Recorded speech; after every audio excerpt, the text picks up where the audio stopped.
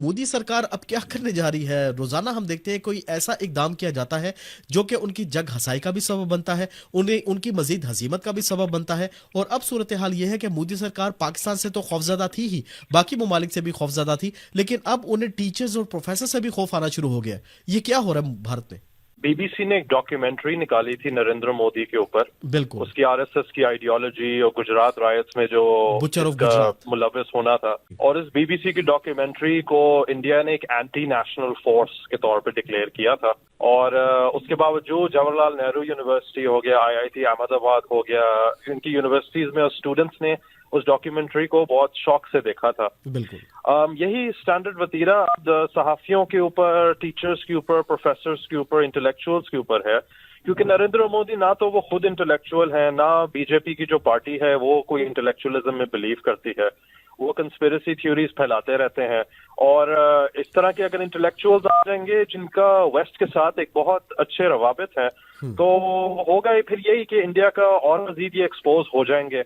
और अगर तो आपको किसी चीज की इनसिक्योरिटी नहीं है तो आप क्यों इंटेलेक्चुअल्स को, प्रोफेसर्स को आने नहीं दे रहे? अच्छा, अगर आपका कोई काउंटर नैरेटिव है तो आप उनको आने दें, उनको प्लेटफॉर्म दें, उसके बाद आप बेशक डिबेट्स करें, हीटेड डिबेट्स करें, रेजिंग डिबेट्स करें।